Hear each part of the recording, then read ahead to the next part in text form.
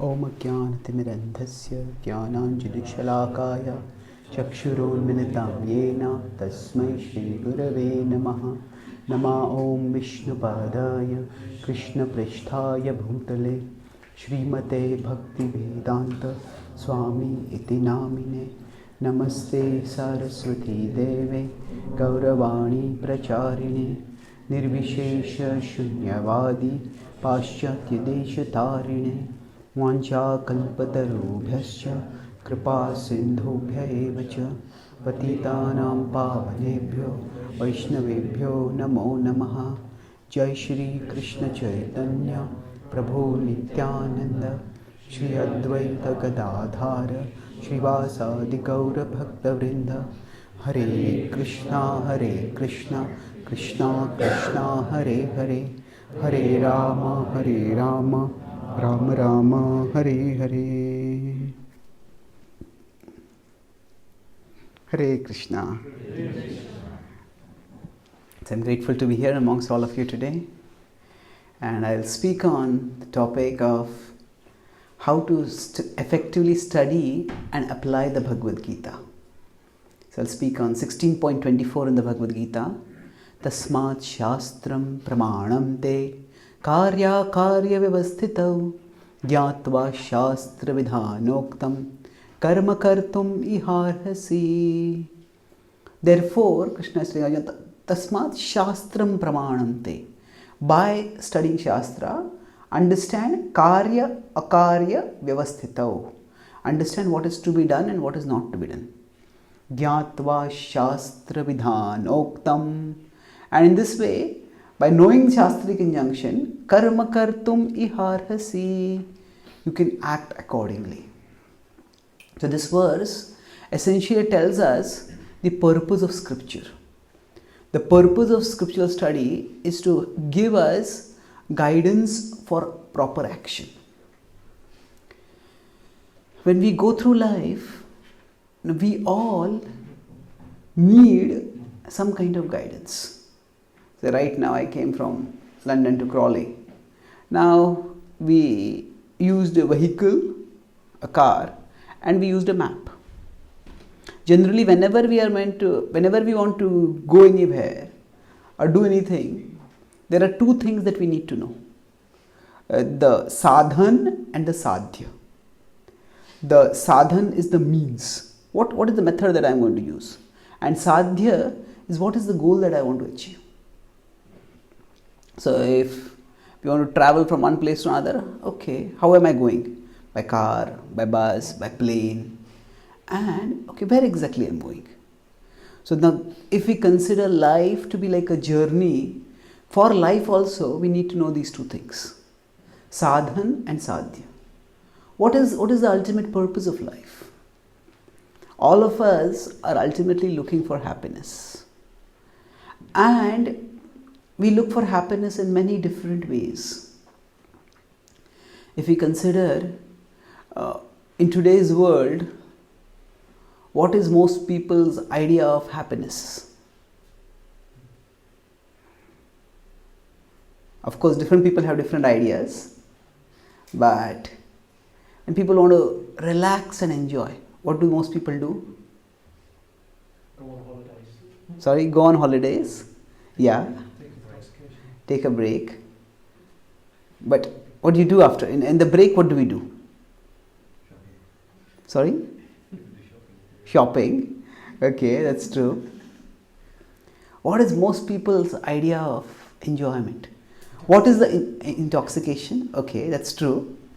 If you consider, okay, what is the form of enjoyment on which people spend huge amount of money? Or let me put it another way. Which enjoyment providers are paid the most in today's world?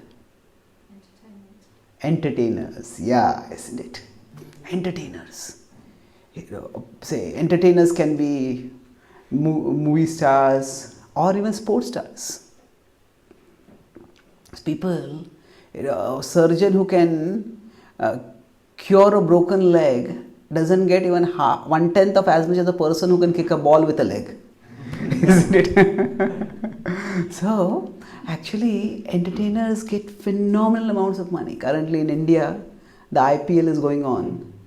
And these cricketers, for 50 days of playing, they probably earn more than what most people earn in 50 years. So now, when people are ready to pay so much for entertainment, now it means that they feel entertainment is such a great need. What we value reflects our values. Means if I'm ready to pay for something a lot, that means I consider it very important. So, why is entertainment considered to be such a great need?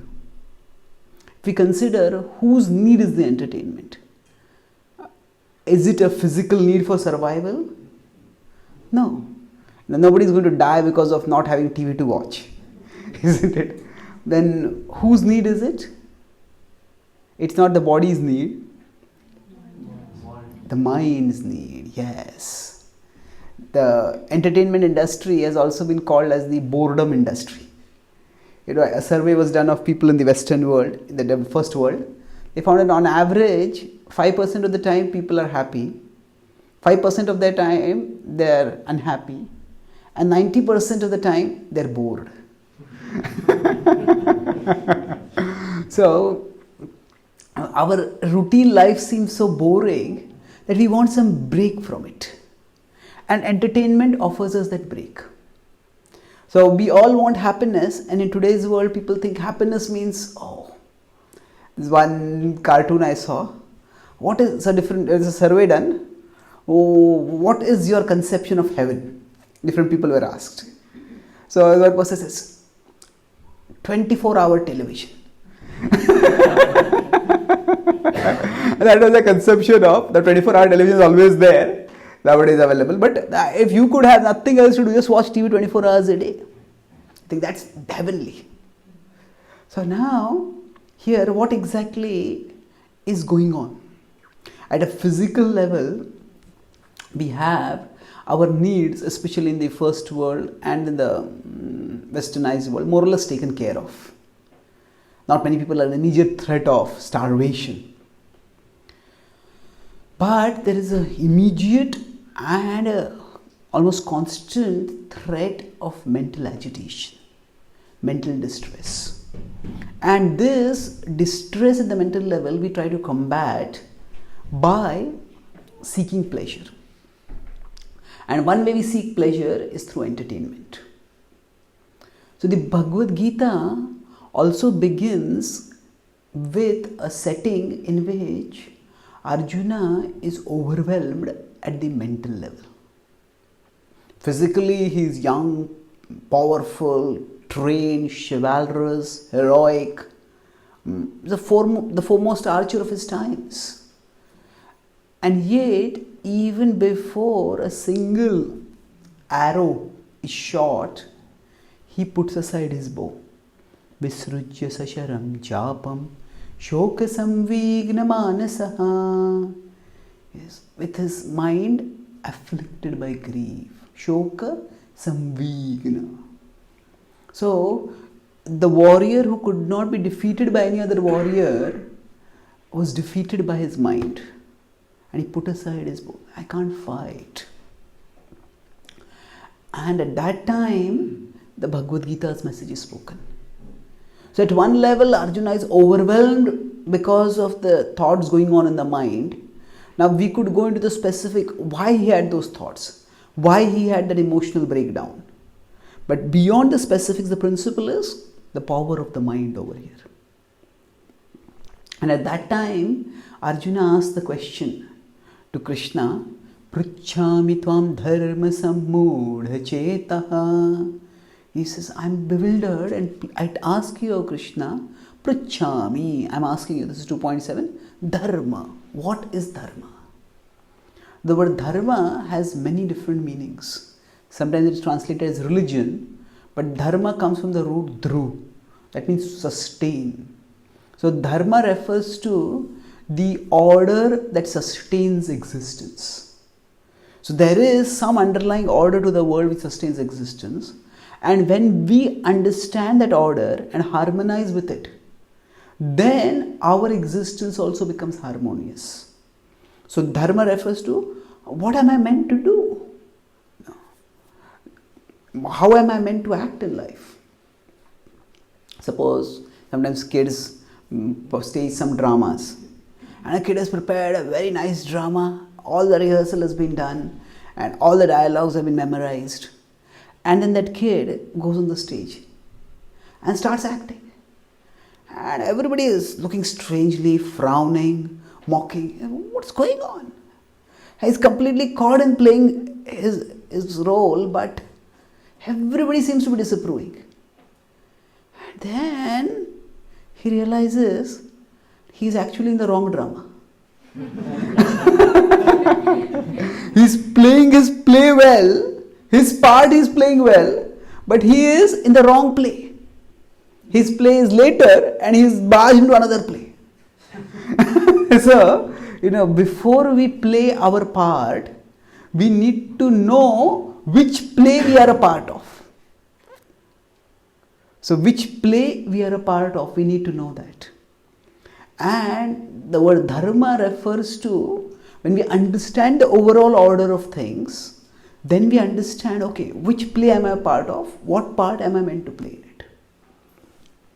So this question is what makes the Bhagavad Gita universal. That Dharma Sammudhachita. What is Dharma? All of us get this question. What am I meant to do in my life? Now, it can be a general question about the long-term trajectory of our life. It can also be about specific decisions in our life. Should I take this job or that job? Should I stay here or there? This or that? Now, we all have to take decisions in our life. And what is the right course for action for us? That guidance is what Arjuna seeks in the Bhagavad Gita. And the whole Gita is a guidebook for practical action in the world. So when we want to apply the Gita, the focus has to be on understanding what its essential message is. So Arjuna was broken down at the level of the mind. And when he's broken down at the level of the mind, he needs solace and relief, not at the physical level, but a higher level. Krishna does not tell Arjuna anything about how specifically to fight the war. There is no talk about battle strategies. Some people in today's world become very uncomfortable when they hear that the Gita is spoken on a battlefield. People are paranoid about religious violence in today's world. So I have a whole separate class on this. But essentially, if we look at the Gita, look at its context, the content and the consequence. The context is that the Gita is a part of the Mahabharata where the Pandavas are subjected to one injustice after another, after another, after another. And yet in spite of that, tolerating it all, still they are mocked and disrespected and derided. And not only that, the atrocious ruler who's so brazen as to want to dishonor a honorable woman publicly, that person is still in rule. And that person cannot be allowed to rule for the well-being of society. So the Bhagavad Gita's context makes it very clear that war is never the first choice. The Pandavas try everything to avoid the war. So sometimes we say, I have done everything humanly possible, but it's not working out. The Pandavas did everything humanly possible and everything divinely possible also. Krishna himself went a Shanti Dut and still nothing worked out. So the Bhagavad Gita is not talking about war as a first course of action. It is not endorsing war per se. Just acknowledging that war is unavoidable in certain situations. But more importantly, if you look at the content, the Bhagavad Gita hardly ever contains, not hardly ever, it doesn't contain a single description of any war strategy. And even the content, if we see, there are, out of 700 verses, there are barely a dozen verses after the first chapter which talk about fighting. And the whole 18th chapter, there is no mention of war. In fact, after the 11th chapter, from the 12th to 18th, the last 6 chapters, there is no mention of war at all in the Gita. So the Gita's stress is not on the war. Its content is about the right course of action. And Arjuna, that we see the consequence also. Arjuna doesn't say, I will fight the war at the end. Arjuna says, Karishye vachinam tava. I will do your will. So the Gita's essential message is not the message of violence, nor is the message of silence. It is a message of transcendence. Transcend the worldly situation and act in a way that is in harmony with God. At that particular time, Arjuna needed to fight. But fighting is not the message of the Bhagavad Gita, essentially. The message of the Bhagavad Gita is that we should harmonize with God. What is Dharma? What is it that we are meant to do? We are meant to act in a mood of loving service towards Krishna. So if we consider that, then the way I am going to flow this till now is, the Bhagavad Gita is a guidebook for action. And the essential action the Bhagavad Gita tells us is that we are meant to act out of love for Krishna. Then I talked about, so in everything there is a context and there is a content. Or Srila Prabhupada would say there are the principles and there are the details. So the context is important, but the context is important because it tells us about the content.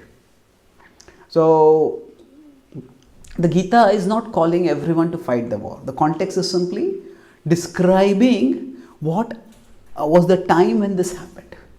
The essential content is about Dharma, how to act in life. So there are people who sometimes they don't understand this difference between the content and the context. So if we are studying the Gita and we get caught in peripherals in the Gita, then we will miss out on its essential message. So what do we mean by peripherals? The Bhagavad Gita describes a setting which is very different from ours. It's a cultural setting, so it's a social setting, intellectual setting which is very different from ours. And we live in today's world where we are afflicted in various ways. And if you look in Western religions, the prominent image of God was that of a provider, a cosmic provider. O Father, thou art in heaven, hallowed be thy name, give us our daily bread. The Prabhupada appreciated this prayer because at least people were going to God. But he said this prayer reflects more our love for bread than love for God. Isn't it? So he said if we start getting bread from elsewhere, we will stop going to God. And that is what has happened. More people feel that I can get life's things without God, then what is the need for God? In the Vedic context, there are 4 Purushasthas: Dharma, Artha, Kama and Moksha. So Prabhupada writes in the first canto of the Bhagavatam, if people start getting Artha and Kama without Dharma, then they feel Dharma is not needed. If they can get wealth and enjoyment without religiosity, they feel what is the need for religiosity? So many people, especially from the time of the German thinker Friedrich Nietzsche and others, they have been predicting the death of God. In fact, one atheist recently gave a talk, why hasn't God died till now? So they felt that whatever religion was providing to people, that science and material progress can now provide. So there is no need for God, and therefore religion and God will die. But curiously, all over the world, religion has shown itself to be remarkably resilient. Many people are still practicing religion. But especially in evangelical churches in America, God has been rebranded. The prominent image of God that emerges is not God as the cosmic provider, but God as the cosmic therapist. That you go to God and you will become peaceful. Your mental problems will go away. You will be emotionally healed. So the idea is that what is the distress that people are suffering, That is what people need addressing. And the Bhagavad Gita doesn't have to position God like that. Actually, Arjuna is already in distress. And Krishna guides Arjuna how to come out of that distress. So, the Gita explains that our existence is the three levels: body, mind and soul. It's like we have the hardware, the software and the user in a computer. So today's science and technology has progressed enormously in terms of improving the hardware, in terms of giving us abandoned facilities at the physical level. Now, comforts that were unimaginable even a few hundred years ago are commonplace now. Fast cars, planes, air conditioning, and so forth. And although we are so comfortable, somehow at the mental level we are not happy, we are distressed. So we could say people are comfortably distressed, they are comfortably unhappy. So why is this happening? Because the Gita says that we need to address all aspects of our being. Arjuna at the start of the Gita, after he's asked about Pruchhami Tvam Dharma Sammoda Chetaha, next verse he says, Krishna, in this situation, no amount of material prosperity will make me happy. Nahi prapashyami ma panudyad yachokamuchoshanam indriyanam avapya bhuma vasaptanam ruddham rajyam suranam apichadipatyam. Even if I win an unrivaled kingdom on the earth, or even I win prosperity like that of the King of the heavens, still the grief that is burning me from within will not go away. So he is talking here that physical prosperity can't counter mental agony. There are two different levels of reality, and there are two different needs. Suppose we are very thirsty and somebody gives us a lot of food. No, eat this chapati, eat this rice, eat this halwa, eat this puri. I want some water. No, eat this chapati, eat this puri. Now, it all may be delicious, but no amount of food can substitute for the need of water. There are two different needs. So what has happened in today's world, that we have abundantly provided for the physical level, but the mind is distressed. Now, of course, we may say we have provided at the mental level also. We have provided entertainment. But it's curious that no matter how much entertainment is being provided, still people are not happy. In fact, the more entertainment is being provided, the more entertainment is needed. And if we consider, for the distressed mind, entertainment is like a painkiller. If somebody is sick and in pain, we may give them painkiller and they get some relief, but it's temporary. If somebody keeps taking only the painkiller, the result is that the disease keeps growing internally, and then they need more and more dosages of painkillers because the disease is worsening. So if we consider entertainment, say among Indians, cricket is immensely popular. In British also cricket is there. So in the past, cricket means, we had 5-day cricket matches. But now people say 5 days, it's very boring. So let's heighten up. So increase the dose of the painkiller. We have 1-day cricket matches. But then 1 day also, that also dose is not enough. So increase it further. Then we had T20 cricket matches. Then they say, okay, this is good, but we want something more. So actually, sometimes there is crossbreeding of plants, So this fruit looks very good and this fruit tastes very good. So if can you crossbreed them, so can you get both. So India had two prominent brands of painkillers. One is cricket and the other is Bollywood. So about a decade ago, both of them got married. And their child was IPL.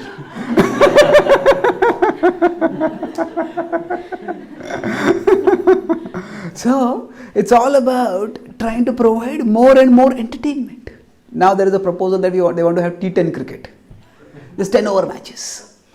Why? Because it's painkiller. No matter how much you have, it's not enough. Now when people go to watch movies, most of the time they take something like popcorn to eat over there. Now why is that? It's not that 3 hours is an unbearably long time. It's not that you're going to starve in 3 hours. But the whole idea is, everything on the movie screen is imaginary. Something has to be real.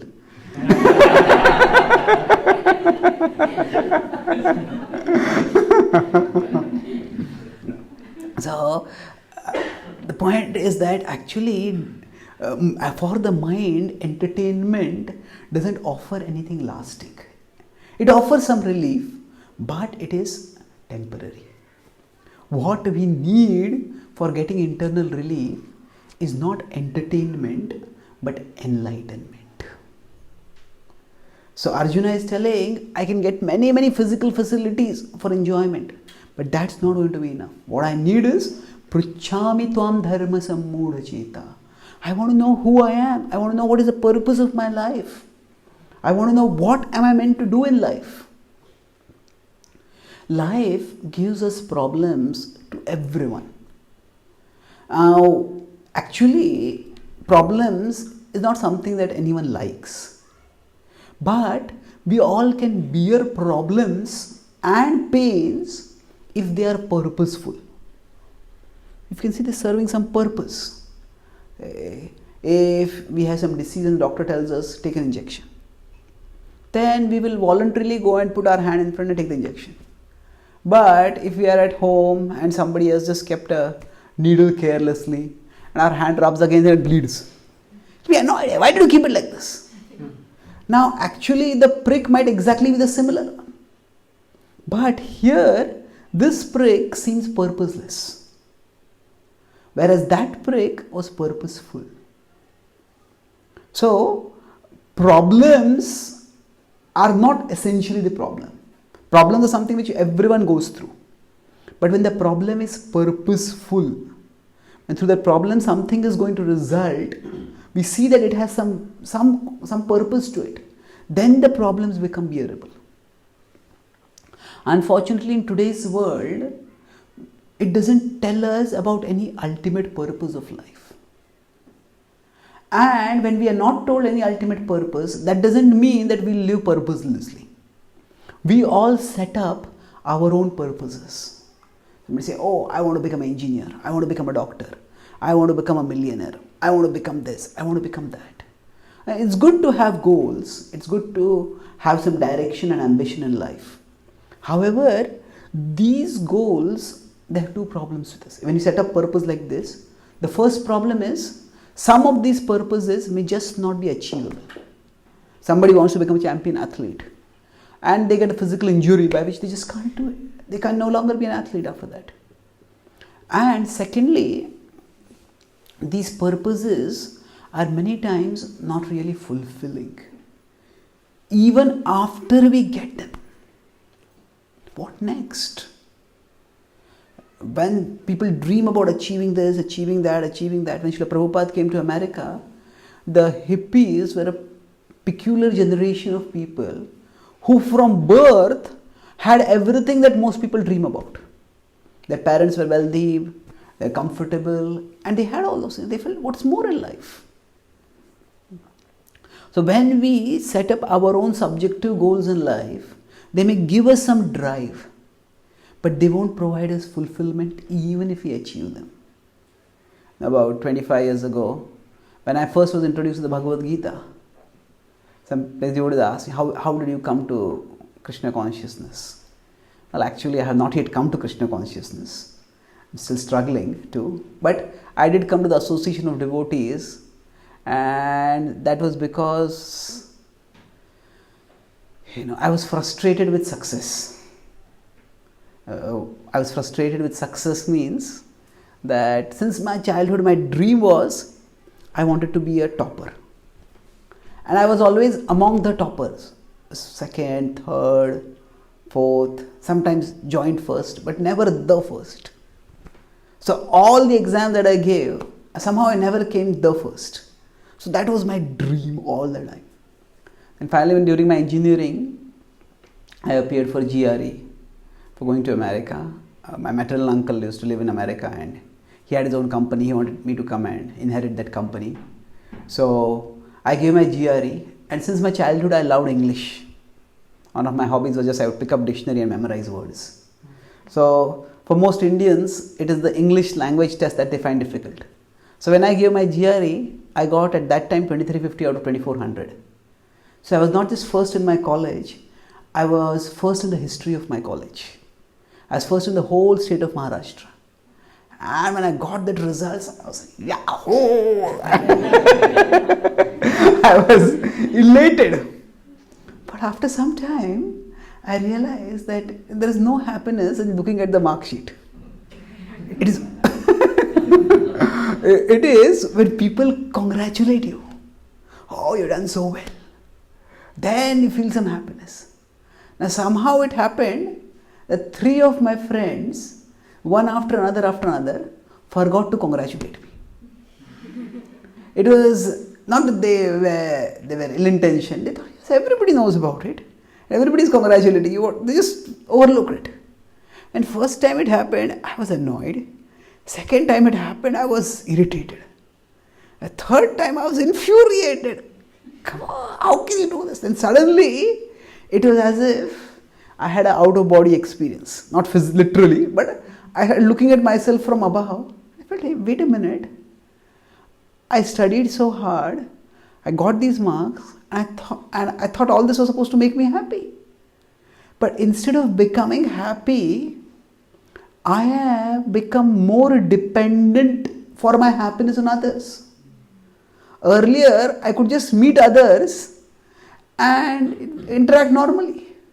But now when I meet them, unless they appreciate me, there is no happiness. So I said, something is missing here. That, okay, tomorrow I might give another exam, I might crack it again, but again the same thing will repeat.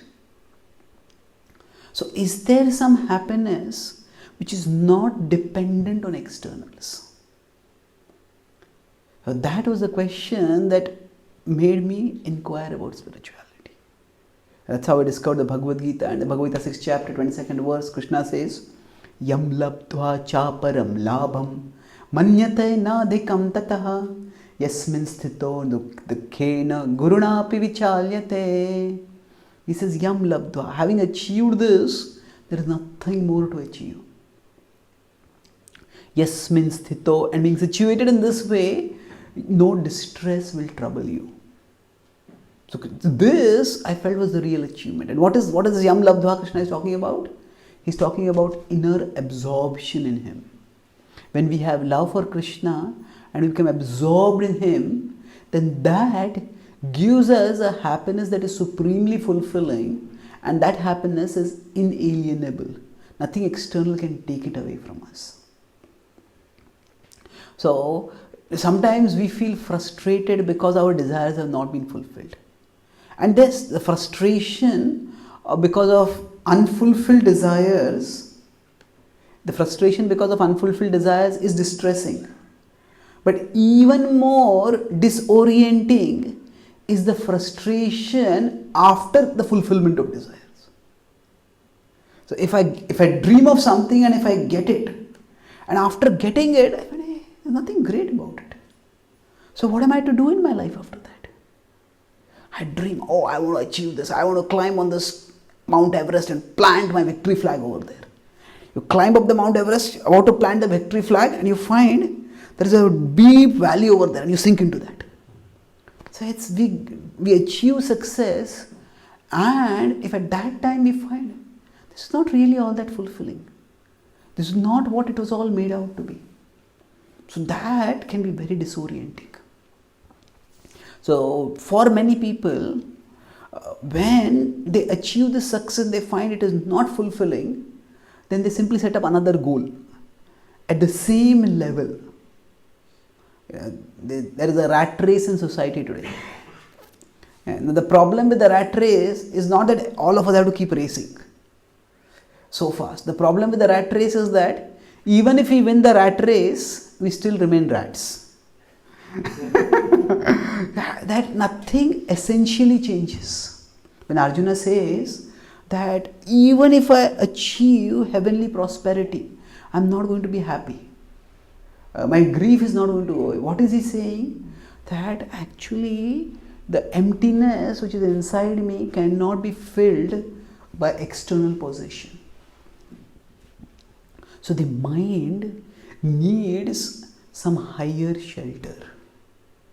There are different needs for different aspects. Just like food and water are two distinct needs. Similarly, we have a physical side, we have mental side, and we have a spiritual side. Physical side needs are to be taken care of. The mental side, our mind, its ultimate need is an enduring source of happiness, an enduring source of peace, an enduring source of joy. And the Bhagavad Gita tells us that enduring source of peace and joy is Krishna. If we look at our own lives, our greatest need is not just food or clothing or shelter. These are important, they are necessary, no doubt. But there is a difference between the necessities of life and the purpose of life. There's a difference between the necessities of life and the purpose of life. What is the difference? Necessities are what we live with. Purpose is what we live for. If the necessities are not there, it is a problem. If food is not there, it leads to distress. I was in America and there was one social activist, social justice activist who had come there. He was a humanitarian worker and he was saying, so many people are starving. What is the use of discussing this spirituality business? I said, yes, we are also working to help starving people. We have midday meal, we have food for life programs. But at the same time, let's turn your argument around.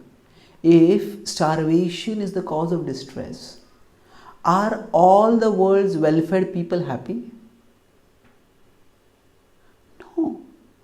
Well-fed people have their own problems, isn't it? So food is a necessity and there is no denying that it is a necessity. Money is a necessity in life. But the necessities of life are not the purpose of life. Not having necessity causes distress. But having the necessity doesn't bring happiness. Having the necessity, okay, it brings some temporary relief from distress which you may call as happiness. But after some time, what next?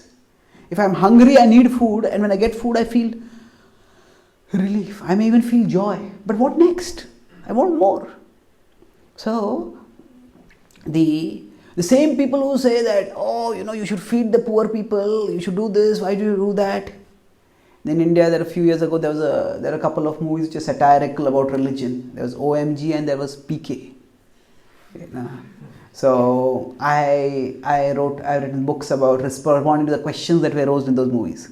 So OMG re-answering the questions and GK for PK. So GK was 3 levels: general knowledge, God knowledge and Gita knowledge. So the questions that were raised in the movie PK I have answered over there. So, so one point is that they say, poor people are starving and still you want to go and worship God and spend so much money on God and do so much religious stuff. Well, okay, poor people are starving, but then why are you making a movie about it and getting people to pay money for the movie? Instead of paying money for the movie, let people go and use that money for feeding the starving people. You don't do that. So, the same people who talk about poverty-stricken people being afflicted, they are ready to spend phenomenal amount of money for fulfilling their perceived need for entertainment, isn't it? The amount of money that is spent on IPL, the whole business, that money can feed every single starving Indian for an entire year. Why not stop IPL and do that? They don't do that because they feel, no, entertainment is a need and it has to be fulfilled. So the point I am making here is that we all have different needs. And there are some things, like there's a necessity of life, but the necessity is not the purpose of life. We may say entertainment is also a necessity. Oh, life is so stressful, I need some break. Fine, entertainment is a necessity. But again, entertainment is not the purpose of life. What is the purpose of life?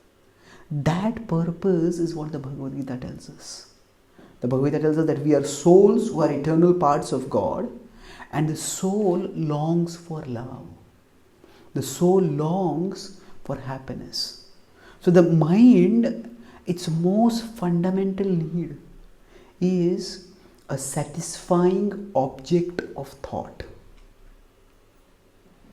In today's situation, today's world, the mind doesn't have any satisfying object of thought. There are so many objects which are titillating. They promise pleasure, but actually they end up causing more agitation.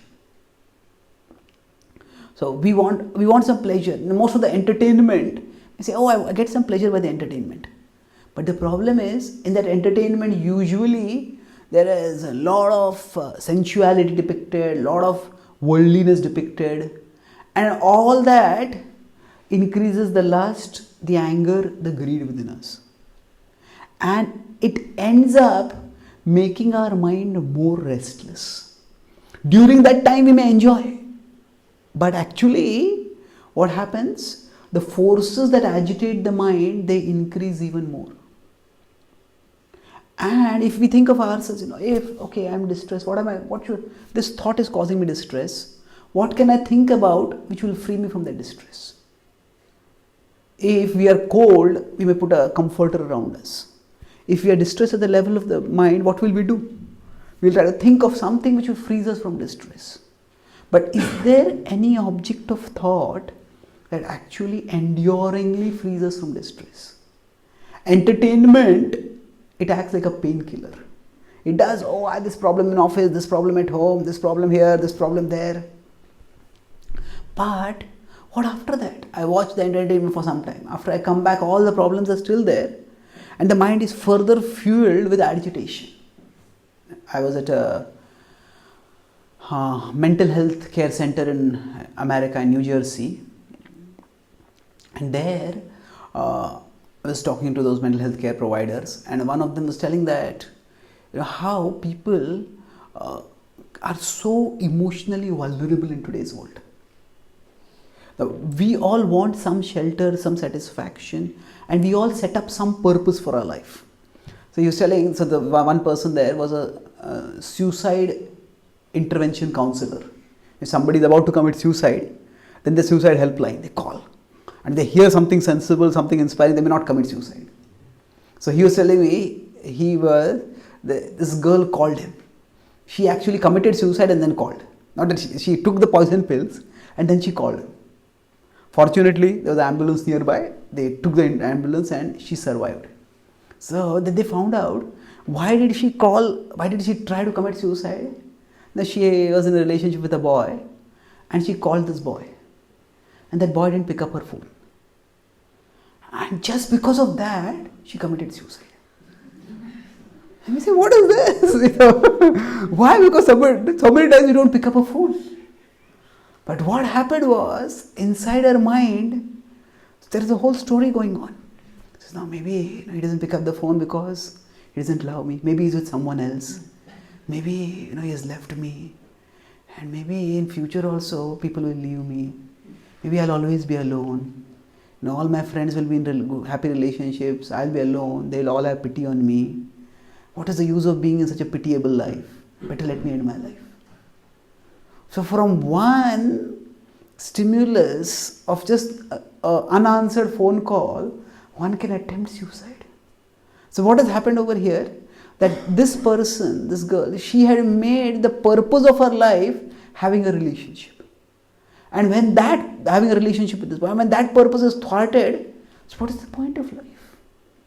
So I talked about in that when we set up a subjective purpose for ourselves.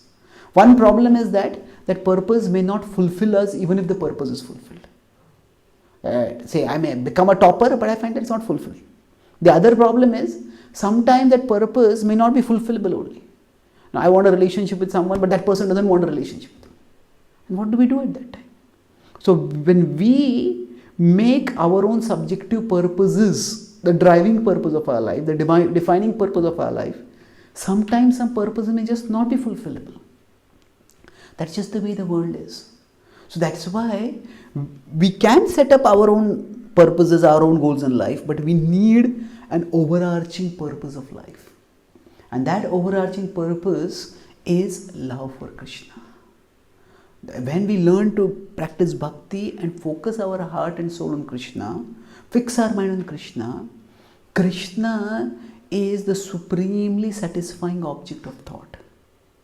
When we fix our mind on Him, whatever situation we are in, we can be peaceful, we can be joyful, we can be purposeful.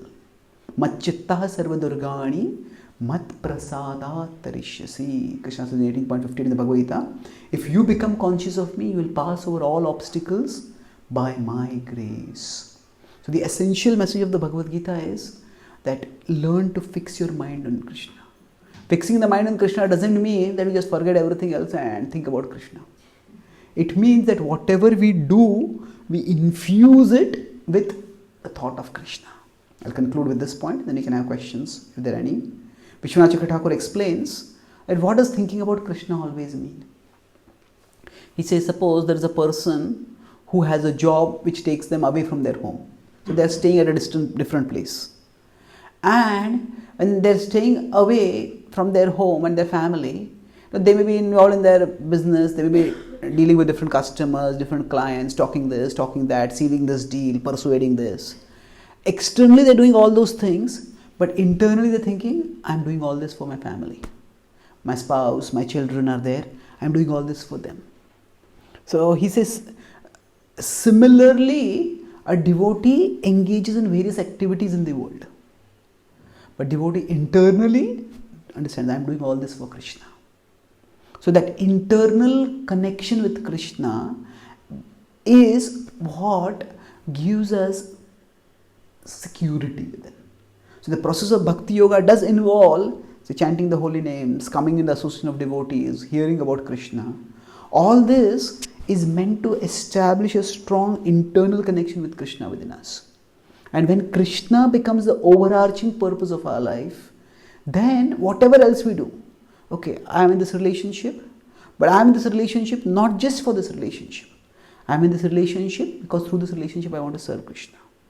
No, I am a husband, I am a wife, I am a mother, I am a father, I am a son, I am a daughter. All these relationships are important, but they are all means by which I can serve Krishna. We all have different careers. All these careers, swakarmana tamabhyarcha siddhim vindati manava. By your work, worship Him. All these careers are ways by which I can use my God-given abilities for doing a positive contribution. So they are also ways in which I can serve Krishna. So if in a particular career or in a particular relationship, some obstacle comes up, then we won't get totally devastated by that. Because yes, this particular purpose is not being fulfilled, but my long-term purpose, my ultimate purpose is to serve Krishna. Even if this doesn't work out, let me move on. Bhakti is not just about chanting Hare Krishna or coming to a temple. Bhakti essentially is about reconceptualizing our identity and our purpose. Reconceptualizing our identity and our purpose.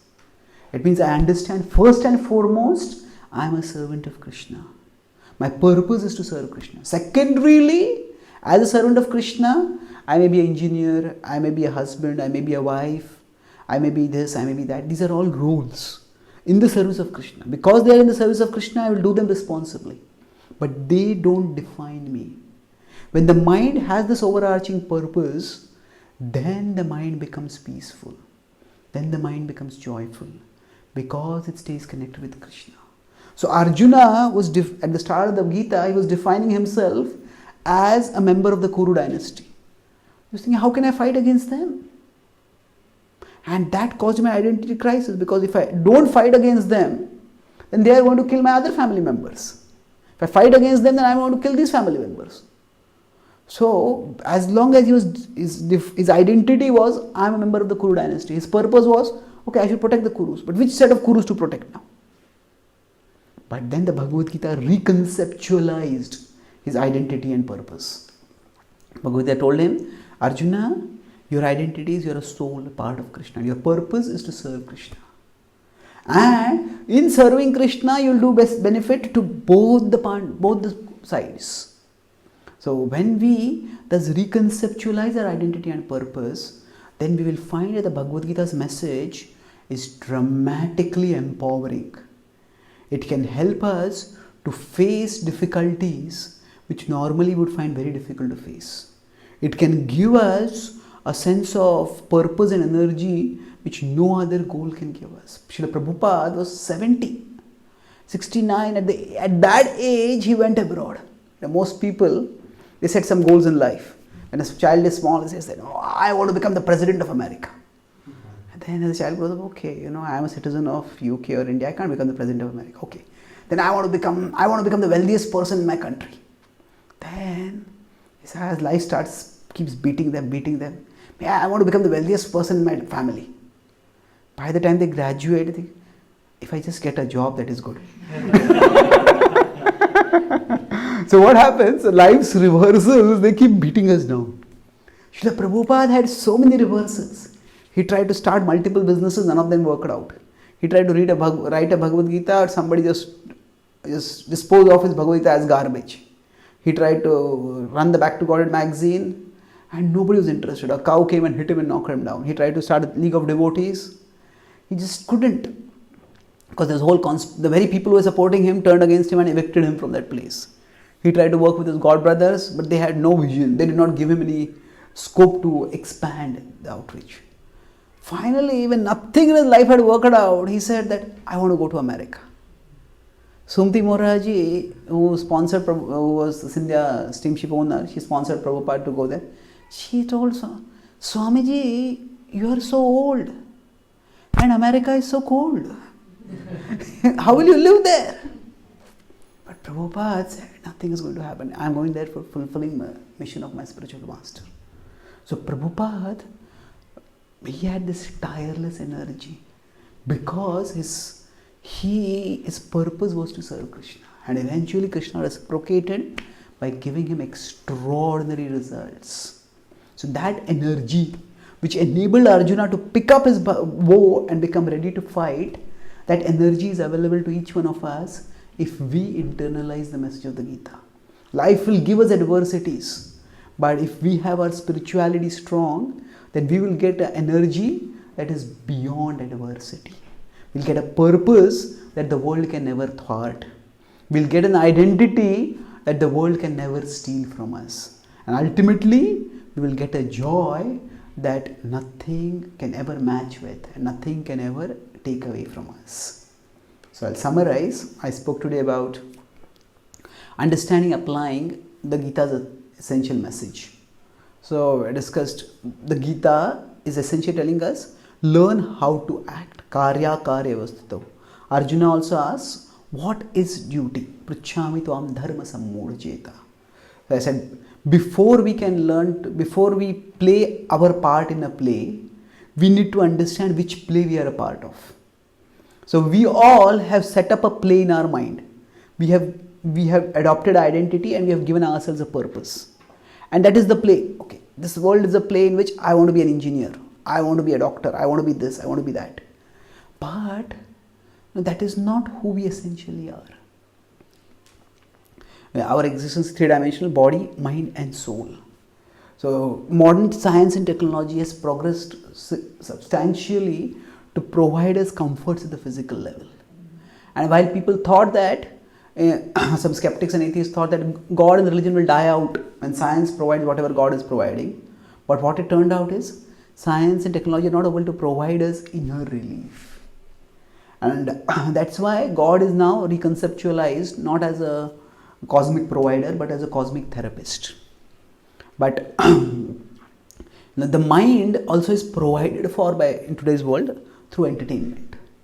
But although people are ready to pay huge amounts for entertainment, still they're not peaceful, they're not joyful. Entertainment is like the painkiller. The more we take it, the more we need it. So what is the real medicine is not entertainment but enlightenment. What does enlightenment mean?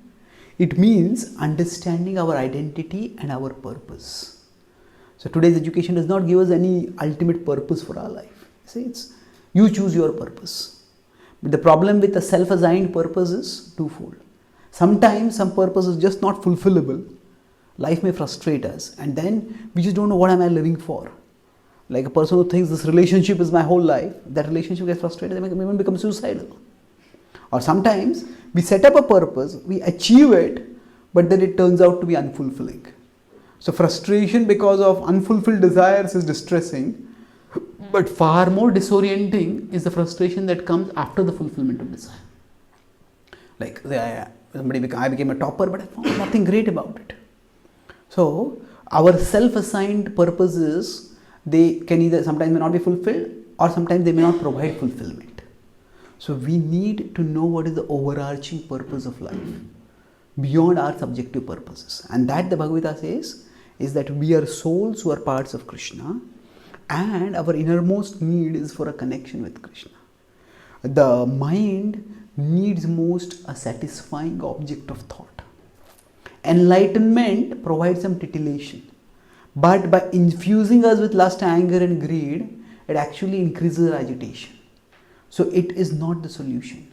Enlightenment means that we understand that Krishna is our Lord, that we are meant to fix ourselves on Him, a consciousness on Him. So when we reconceptualize our identity, as first and foremost, I am a servant of Krishna. Then I may be a husband, a wife, an engineer, a doctor, whatever else. And our purpose, first and foremost, is to serve Krishna. And through our profession, through our career, through our relationships, they are all meant to be in the service of Krishna. So even if a particular identity is threatened, a particular purpose is thwarted, still our eternal identity and eternal purpose stay with us. And thus when we connect with Krishna based on our eternal identity and eternal purpose, then that gives us a peace and a joy that nothing in the world can ever steal away from us.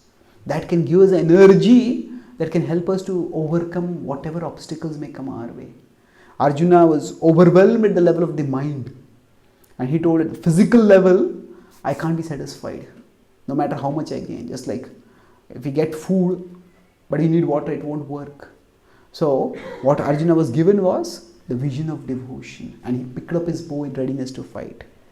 Just similarly, Prabhupada, by his devotional identity and purpose, was able to overcome extraordinary obstacles and work tirelessly even in his old age to share Krishna's message all over the world. And whatever adversities we may have, if we have spirituality strong within us, then we will get the purpose by which we can go beyond all adversities. Thank you very much. Hare Krishna.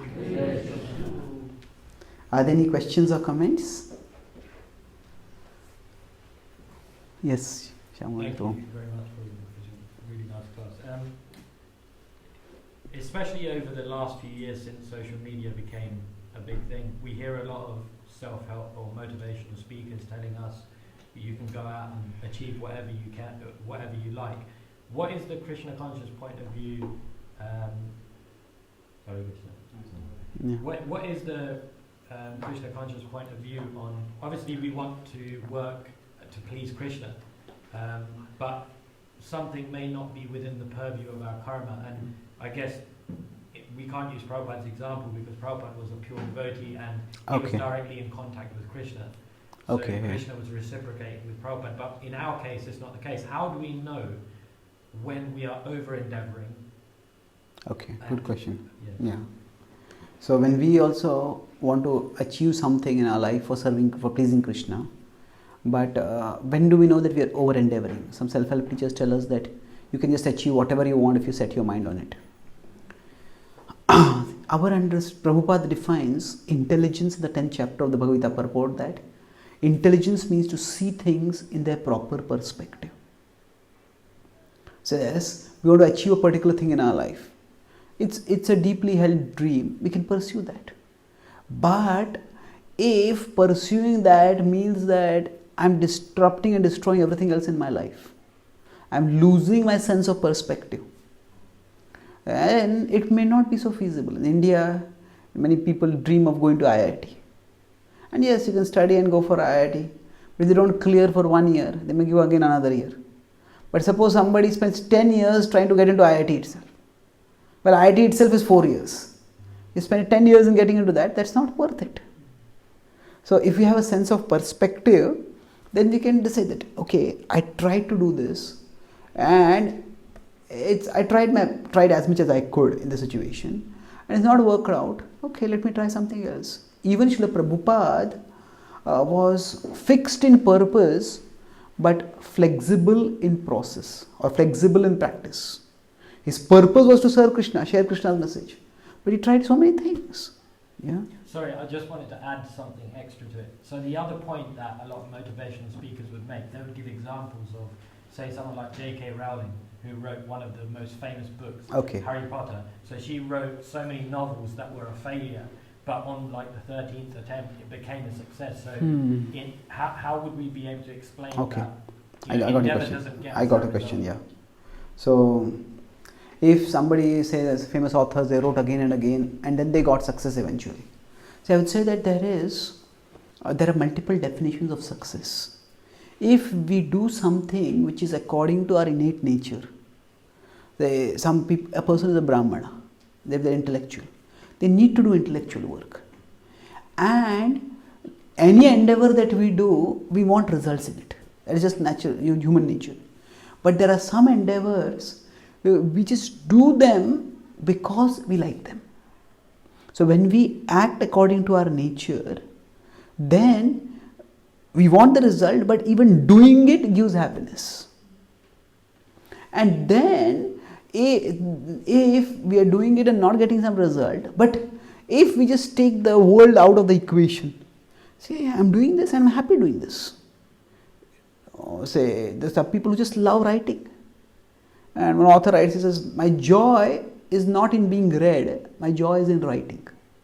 But when you start comparing with the world, this author, this many books are sold, this author, this many books are sold. Oh, my books are not sold enough. Then they get insecurity. But if there is something which is overall in harmony with our nature, then just doing it gives satisfaction. And then if you keep persevering, eventually the result will also come. So here, when to persevere and when to change track. To understand that, I would say there are probably 3 factors. First is, why am I doing this? Is it because the world glamorizes this and therefore I think I should also do this? Now everybody says, a person who becomes an IIT graduate, everybody praises them so much, they get so much prestige, so I want to do it. So if my inspiration or motivation for doing this is more external than internal, it is not that I personally love being an engineer, but I like the glamour of it all. And if that's not working out, then I might decide, okay, this is not really needed for me. So we can look for where that goal has come from. Has it come from outside in or has it come from inside out? Inside out means that this is what we feel happy doing even if we don't get the result. We naturally would like to have the result, but some jobs, if we work according to our nature, we just love doing them. So we look at where the whole desire has come from. Second is, while doing it, while pursuing it, am I happy or am I getting irritated because I don't get it? Suppose there are 2 kids whom their mother is going to take them out to a circus. And it's a 2-hour drive to go to that fair or circus or Disneyland or whatever. It's an amusement park. And then one kid, he's just constantly peering out of the window, looking at the watch, asking, are we there? Are we there? Are we there? The other kid wants to enjoy the ride also. Hey, look at this garden, look at this mountain, look at this. Now, after 1 hour of travel, they come to a place where there's a complete traffic jam. You just can't go ahead. Now, for the kid whose whole purpose is only to go to the amusement park, hey, the whole trip is a waste. But for the other kid, I enjoyed the ride. So, similarly, for us, if the goal is external, if the goal is only externally driven, then we don't enjoy the ride at all. Because our whole purpose is getting there. And then if we are not able to get there, we become irritable, we start blasting others, we start criticizing others. We can't be peaceful ourselves. With respect to Srila Prabhupada, even when he had no success, when people met him in America, the hippies, he said, he was happy. It is not that all the reversals and we could say failures that he got, they made him bitter. He was happy serving Krishna. So we can look at where that ambition has come from. We can look at our own disposition while we are pursuing that. And thirdly, we can look at our own endeavor. That means that sometimes we may say, destiny is this because of this is not meant to be. But we also have to check whether we are doing things right. Maybe something I can improve, something I can tweak. I can do this, I can do that. And if we find that within the situation I have endeavored enough and somehow it's not working out, then we may decide that, okay, this is not what I want to pursue. But sometimes with respect to writing, it is that, okay, one character doesn't catch the people's imagination, but another character might catch other people's imagination. So it's that it's not that the endeavor is lacking, it's just that creativity has to come at a particular time. So we may say keep trying, but it is not necessary that keep trying means just keep doing the same thing again and again. To tweak, maybe I need to try this, maybe I need to try that, maybe I need to try that. So if we look at where the ambition comes from, we look at what is our disposition while we are pursuing it, and we look at our endeavor, what we are doing to improve ourselves. Then based on that we can decide whether this is something which I need to persevere or I need to change course. Okay, thank you. Yes, Rama? Okay. So just adding on to what you've just said, you could persevere, you could endeavor, and you could have a strong desire, but you could still be failing in doing what you want. And could that be part of one's belief system, which is holding you back, which could be an inside job? If so, what can one do to change that belief system? Okay, so could it be that one's belief system is holding one back from succeeding in life? Could be. It's one thing, however, many of these self-help books, they often make the mind into God. Make the mind into God means they say that if you just have the power of intention, you can achieve anything in life.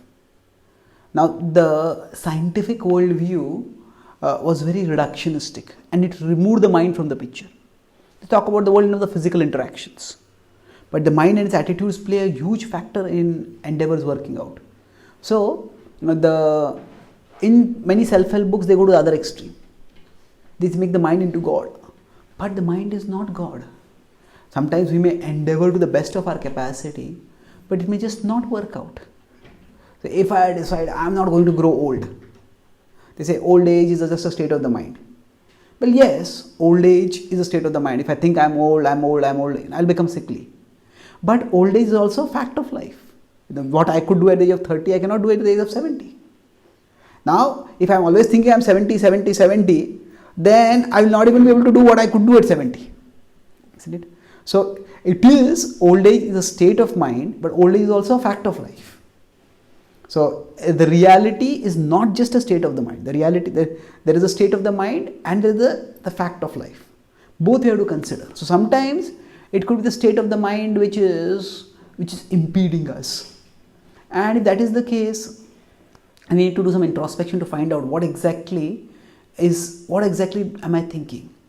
So generally, if we have a spiritual self-understanding that I'm a soul, I'm a part of Krishna, and ultimately Krishna has put me in this place, and let me do the best that I can. So that connection with Krishna can help us to overcome many of the negative belief systems that are there within us. But it is not always that it's only the belief system that holds us back, because sometimes the results depend on factors beyond our control. I was just in Canada a fortnight ago, in Calgary, and there the whole economy has gone down because everything was dependent on oil, and oil prices have crashed. And they say in Canada that if somebody sneezes in America, someone gets a cold in Canada. That's how the two economies are dependent on each other. So now it's just that so many people lost their jobs. And now it's not a matter of belief system. It's just the economy has gone down. So yes, even that time one can have a positive attitude and persevere. But certain things may not work out. So the mind is a reality, and the state of the mind does have a real effect. The attitudes within the mind do matter. And cultivating a positive attitude is very helpful. It's vital also. But it alone does not determine the result. There are factors beyond the mind which also shape the results. And sometimes we just understand, okay, this is not meant to be. And we move on to some other course in our life. Okay? Thank you. Yes? Yeah, sorry. Just on that point as well. So there's over-endeavouring, and then how do we relate that to quota? So if you could be over-endeavouring for certain aspects of life, but then when do you know when your quota is enough? Okay, so the Ishopanishad talks about you should have not endeavor for more than your quota. So how do we know what is our quota? Actually, tena tektena bhunjitam agrudha kasya swiddhanam. Take what is ordained for you, don't take more than that. The quota is not something which is a prefixed thing. It's like food. Now, how much food is the right quantity for us? Can we standardize everybody should eat 3 chapatis? Well, somebody might be satisfied with 1 chapati only, and somebody may need 10 chapatis. The important thing is not how many chapatis one eats, but the important thing is what one does after eating. So, if after eating we get the energy to do a good amount of work, that is good. But after eating we are so tired that it takes energy just to digest the food, and we can't do anything else, then maybe that's overeating. So basically, how do we know what is the right quantity of food for us? The food doesn't become a competitor to our normal work. If I eat too less, then what happens? When I'm doing some work, I'm thinking, oh, I need to eat more, I need to eat more, I need to eat more. Conversely, if I eat too much, then again I can't work. I just feel like sleeping, or then I start developing a craving. And when will I get more? When will I get more? When will I get more? So the right quantity, natya ashnastastu yogosti na chaikanta manashnata. Krishna says, only one who can become a yogi who doesn't eat too much or too little also. So basically, with respect to wealth, with respect to position in society, with respect to possessions, we all have a natural aspiration to grow. And growth is just a normal condition of life. All of us were unicellular organisms in our mother's womb. Now we are just big people. So the body grows. But there is also a growth that is disastrous. And that is the growth of cancer. Cancer cells also grow, but when they grow, they destroy everything around them. So there is proportionate growth that is healthy, and there is disproportionate growth that is disastrous. So if we are pursuing, say, success in our career, improvement of our finances, our position in society, if that growth is proportionate, means that growth is accompanied, we are having good relationships, we are maintaining good health, we are having time for our spirituality, and it's a proportionate growth, that is good. But if one thing becomes everything, yattu krutsnavad ekasmin karye saktamahetukam atatvartha dalpam cheta tamasamudaharitam. Krishna says that when we make one thing into everything, that is characteristic of the mode of ignorance. So work is something which we all have to do. But workaholism is where work becomes everything for the person. So broadly speaking, if whatever we are pursuing, it doesn't compete with other important things in our life, and it leads to proportionate growth, then we can say that's within our quota. But if for pursuing one thing we start ruining our relationships, we start ruining our health, we start ruining our spirituality, then that is where we are going beyond our quota. Okay, thank you. Yes. I just wanted to kind of discuss something that you mentioned earlier about charity and this kind of topic about welfare. Welfare, yeah. And this kind of philanthropy is like, one of those things that a lot of the time, is people preach and say, well, actually, the focus has to be Krishna. And that's true. But doesn't the scriptures already talk about how when you become surrendered to Krishna, when you develop more and more love towards Krishna, that you actually become increasingly more compassionate? Because, you know, Yeah. Vaishnava is paradukhe dukhi, and also, you know, we have Narsimha Mehta also sings Pida Parai Janare. You know, Vaishnava Janito Tene Tene, Pida Parai Janare. That actually, you know, the thing is that we have this discussion about, you know, we have to link to Krishna, and it builds up to kind of like, you know, that philanthropy is not the answer to actually bringing that satisfaction.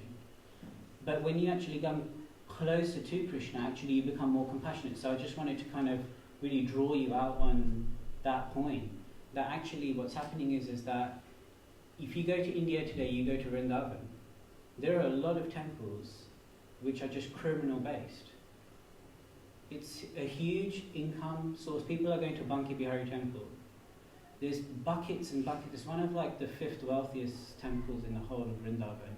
And yet Vrindavan is in the most sorriest state. And devotees, even devotees, we go to Vrindavan and we go and buy all these plastic things like clickers and God knows what else. And that is directly fueling pollution into the Yamuna River. And we, because we are Krishna conscious, we want to do everything and, you know, we're putting Krishna first. We're going there and we're doing all of these things and there's no consciousness behind it.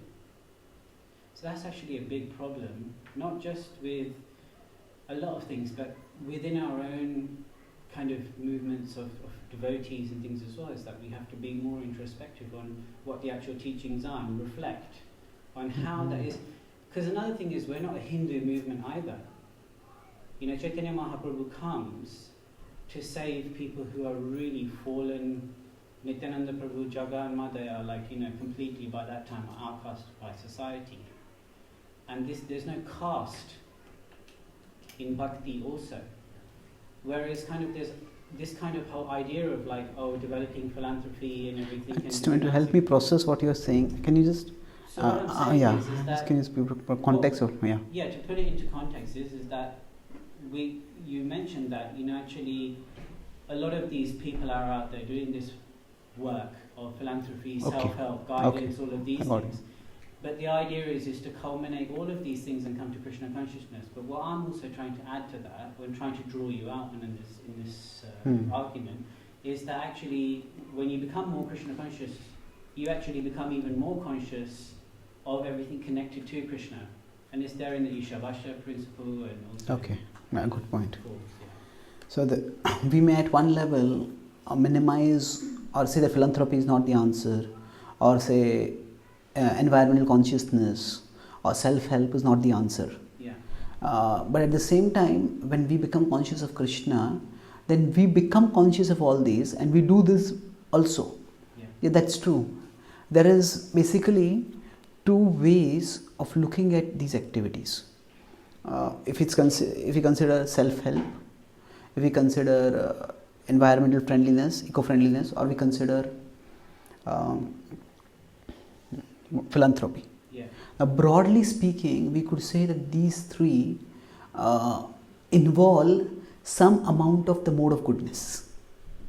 To think about the environment, to think about people who are starving, and to think about one's inner world, not just chasing out there. Think about it. It requires some level of goodness.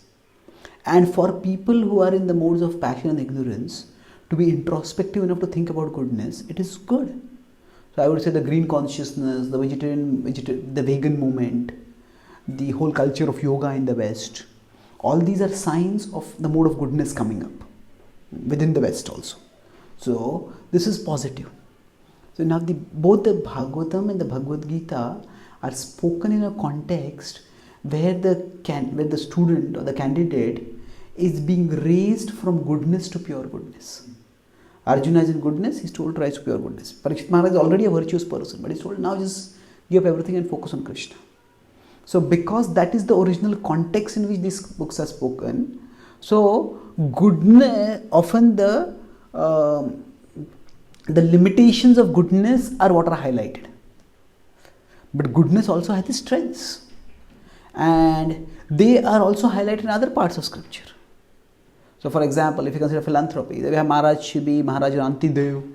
They are ready to sacrifice their own food to give it to others. So it's not that that is wrong. It is just that if there is a competition between goodness and pure goodness, between philanthropy and Krishna, then we will choose Krishna. But however, it doesn't have to be like that all the time. We can have Krishna and have philanthropy. We can say Krishna is philanthropy. We can Krishnaize self-help. We can Krishnaize environment friendly consciousness. And if we do that, it's very powerful. When Srila Prabhupada appeared here, when they came in the West, the whole mood was revolution. Just reject everything and just surrender and just try for something else. The hippies, it was said, they were rebels without a cause and rebels without a pause. Just rebelling against everything. But Prabhupada gave them some philosophical direct orientation for the rebellion. Yes, all this is insubstantial surrender to Krishna. In today's world, the mood is not of revolution. In today's world, the mood is of contribution. Okay, you have your ideology, you have your philosophy, you have your spirituality. What does it contribute to my life? What does it contribute to the world? Tell me that. So that's why in today's world, if we want to communicate with people, we cannot use that revolution or rejection model. We need to have engaged spirituality. So as you rightly said, when you talk about spirituality, our spirituality should actually make us more inclusive, not more exclusive. So it's not, sometimes many devotees feel, we are surrendered to Krishna, or we are serving Krishna and everybody else is in Maya. So we live in what you could call as self-congratulatory isolation. We pat ourselves on the back, we are devotees and everybody else is non-devotee. Now, but we may be devotees, but actually we may be functioning in the modes of passion or ignorance. And there will be people who are not devotees, but they may be in goodness. So they may be actually, from the functional way of living in the world, they may be more green environmental conscious, they may be more conscious about other people's sufferings, and they may be more actually trying to help people. Now we may know how best to help people, but we have to do our part. So yes, whichever field we are in, we need to infuse Krishna consciousness in it. Having said that, we all have our particular inspirations within Bhakti. The Bhakti umbrella is very, very big. So that means some devotees may have a zeal for environmental consciousness and they spiritualize it. Some devotees may have a zeal for philanthropy. Some devotees may have a zeal for, say, self-help and that kind of thing. Now all this is good. All this is way we can spiritualize. But at the same time, we have to understand that these are particular applications of Bhakti. And not everyone will be equally inspired to do that. So for some people, the green consciousness just doesn't come in their mind. It's not that they are deliberately being irresponsible. It's just that just doesn't come in their mind. There's a difference between being insensitive and being desensitized. If I want to talk with someone and I tap them on their shoulder, and they're just not turning around, tap them again and again. They're not turning around because maybe they're paralyzed over there. They don't feel the touch only. So insensitive means to not care. Desensitized means to not have the sensibility to care. So for example, some people, they may come first time in a kirtan and they may pick up kartal and start playing. Now they are musically desensitized. So they are playing all the kartal wrong. And they are so desensitized that they don't even know that they are playing it wrong. And they are in bliss playing kartal and everybody else is in agony. What are you doing? So what has happened over here is, some people may just be desensitized. So many times relationship issues come up because we think that somebody is insensitive, but they are simply desensitized. So some people are very cleanliness conscious. And some people, as soon as they enter a room, it's like they bring a storm with them. And then you ask them, why do you keep things unclean? Oh, are they unclean? I didn't notice. And it's not that they are irritating us. It's just that they don't notice it. Now this can be worked on and they can try to become more aware. But for some people, it's just naturally they are aware of it. I am a writer and I try to be very careful about words. So even when I go to a temple, my eyes always go to the notice board and I look for spelling mistakes in notices.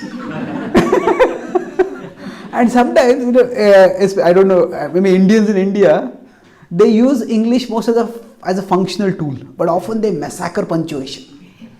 So sometimes I tell the devotees, the spelling is wrong. No, everybody understands. Why don't you understand? So rather than correcting it, they just blame me. Why are you so fault finding? So what has happened is, for them, that sensibility only is not there. So the real challenge in bhakti is to have a passion in bhakti is good. Not passion in the sense of mode of passion, but passion in the sense of inspiration. To have a passion, I want to make a difference in this field. I want to contribute in this field. To have a passion is very good. It's a blessing. But an equally needed blessing is to not become judgmental about those who don't have that passion. So there might be some devotees who would just not be concerned about the world. They just want to come to the temple, chant Hare Krishna, and they're just, in a sense, oblivious to what is happening in the world. We may say that may not be the best devotion, but still they are devotees. They are practicing bhakti.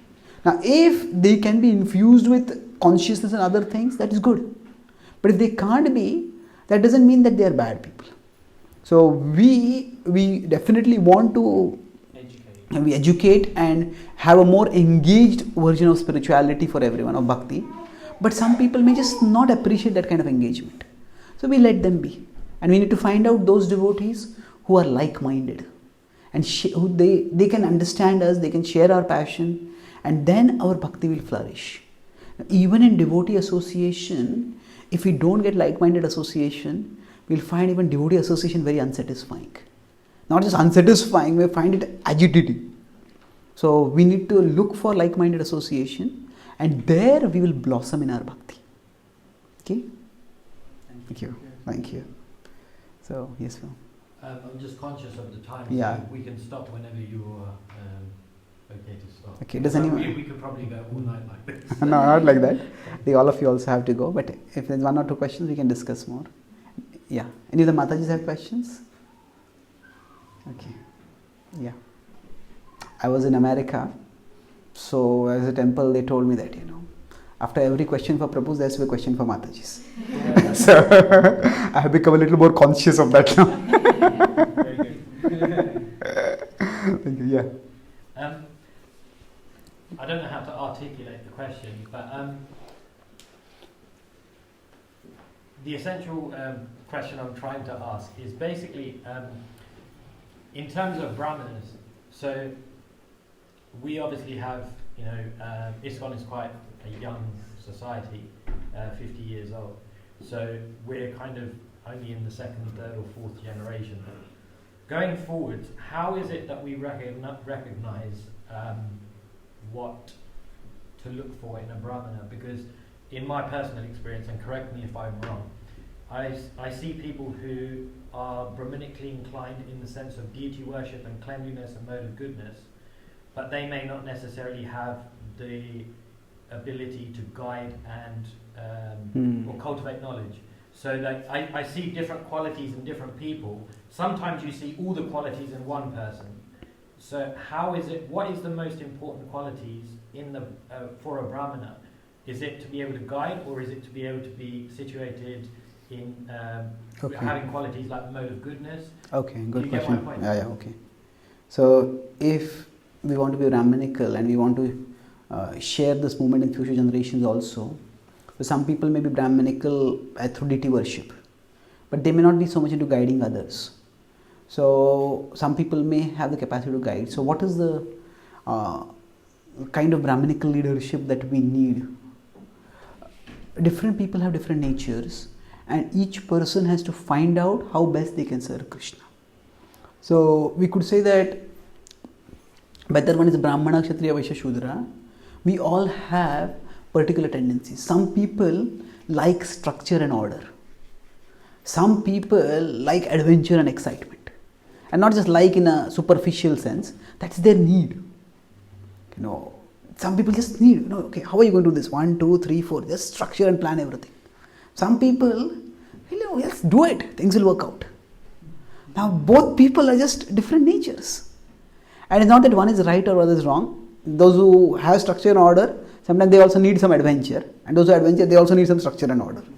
So basically, those who need structure and order, Brahminical people who are like that, they will want to do activities which are more oriented with structure and order. So deity worship. There's not so much unpredictability in deity worship. But those who are meant to be sharing Krishna Bhakti out in the world, meeting new people, answering questions, facing contemporary issues, it's an adventure. Okay, this issue has come up. How do you present Krishna Bhakti in this light? So both kind of people are required, and each has to find according to their nature how best they can serve. Having said that, Srila Prabhupada also stressed that for sharing Krishna consciousness, we need Brahmanas with a Kshatriya spirit. That means, if somebody is just purely Brahminical, they will write books, they will give classes. Whether people come or not, it's up to them. There's a famous spiritual teacher who lived in the Himalayas, and some prominent people from America, they became his disciples. They came to know about him, became his disciples, and they made him famous. So a journalist, this was in the 1960s, and around the time when Prabhupada was there. So at that time, a Time magazine journalist went all the way to the Himalayas to meet him, this Swami. And he said, you have all this wisdom, why don't you come to the world and share it with others? He replied that when a person is thirsty, they go to the river. The river doesn't come to a thirsty person. People who want knowledge, let them come to me. And that was one attitude. Srila Prabhupada had another attitude. Prabhupada had the mood of Jagannath in Rath Yatra. If people don't come to the temple, Jagannath goes out to them. So that was the mood of Nityananda Prabhu also. Go to every people's house and knock on their doors. So now for us, the Brahmana with a Kshatriya spirit means, at one level, we want knowledge. We want to cultivate knowledge and share knowledge. But we also want to make sure that it is reaching others. And we may have to create the necessary infrastructure by which it will reach others. So, that Prabhupada said that the Krishna consciousness movement will spread by organization and intelligence. The organization and intelligence is not the substance of Krishna consciousness. But organization and intelligence is the medium by which Krishna consciousness will reach others. So a simple example is, suppose I come to give a class, but I am so absorbed in my subject that I am not even aware that the mic is working or not. And the whole audience is straining to hear me. Well, I may be speaking and I may be relishing what I am speaking, but is it reaching others? So a person who is a mic system is an easy example to understand. Nobody will be so absurd. They will not check whether the mic system is working or not. But this is an example. That there is relishing the knowledge, and there is also creating the necessary infrastructure by which knowledge can reach others. And not just knowledge, even culture. We want to chant and dance. Some devotees may just be able to chant and dance kirtan anywhere. But some devotees need a proper place. We can do street kirtans. That is good. But we also need a place, a temple where we can do the kirtans. And then for that we have to create a temple. That is the infrastructure which you have to create. So, generally creating infrastructure is a Kshatriya activity. Sharing knowledge is a Brahmana activity. So, there are both dangers are there, that we do focus so much on sharing knowledge that we don't create an infrastructure. And then people don't have the system by which, people don't have a facility by which they can actually receive that knowledge. The other extreme is, we get so caught in creating infrastructure that we have no energy left to share knowledge. Many places when I travel, all the devotees come together and build a big temple with many deities. And then they have such a big loan, and they're constantly caught in how to raise money. But then, so one temple leader was telling me that I was doing more teaching and sharing of Krishna Bhakti before the temple was built than after. Although people are coming now to the temple, but now we just don't have, we have so much worried about the finances. So here what happened, we got so much caught in the infrastructure that the purpose was lost by that. So we don't want to be just Kshatriyas, we don't want to be just Brahmanas. We want to be Brahmanas with a Kshatriya spirit. So what that Kshatriya spirit will mean will vary according to time, place, circumstance. Say for example, in today's world, a major way to reach people is through online, through the internet, through digital media, and then creating a good online presence. That's infrastructure. I mean, say somebody is a Brahmana, I'm not interested in that. That's fine, but then it has to be done. That's the language through which people are communicating. So either we need to have Brahmanas with the Kshatriya spirit, or we need to have Brahmanas and Kshatriyas working together, both understanding their role and cooperating. So traditionally, if you see the world's religions, how have they spread? It is by this combination of Brahmana and Kshatriya. Buddha was a great teacher, but Buddhism spread when Ashoka took it up. Till that time, it didn't spread much. The Kshatriya. Now, Kshatriya was not the person who was sharing the knowledge, but Kshatriya was creating the facility for sharing that knowledge. Even Jesus, he was not so well known during his times. It's after his crucifixion he became well known. And it was only several centuries later when the Roman Empire adapted Christianity. Then that is the whole Roman Empire's infrastructure was used for sharing. In Indian history, if you see again, Chanakya was a Brahmana, Chandragupta was a Kshatriya. And they were the people who, you could say to some extent, re-established Vedic Dharma in India. So this combination of Brahmana and Kshatriya is required. And if it is in the same person, that is great. If it is not, then there has to be cooperation, synergistic cooperation with both understanding their roles. Does that answer your question? So, thank you very much. Srila Prabhupada ki Jai. Gaur Bhakta Vrinda ki Jai. Jai Gaur Premanande. His Grace Chaitanya Charan Prabhu ki Jai.